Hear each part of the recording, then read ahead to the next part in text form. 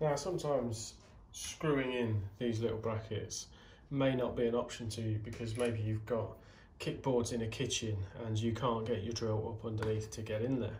So what we can do, we can attach our super strong foam backing tape to the back of the extrusion there and use the foam tape to hold it on.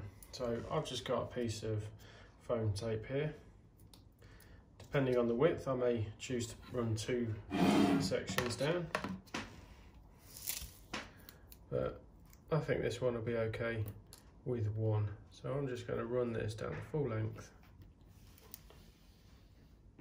apply it on,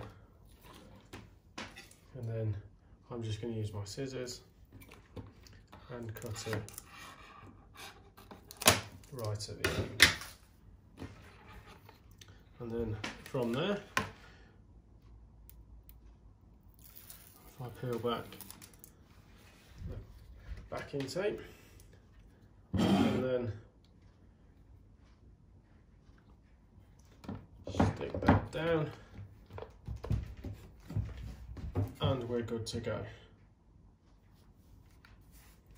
Now the foam backing tape isn't as permanent as screwing something in because you're relying on the adhesion of the foam tape, but the foam tape is really super strong and I doubt it will come down in any short amount of time.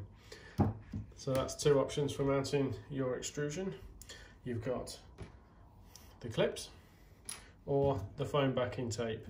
And the foam backing tape, as you've seen, is really quick, really strong, and if you want it up quickly and in the right place, that's your badger. That's what you want to go for.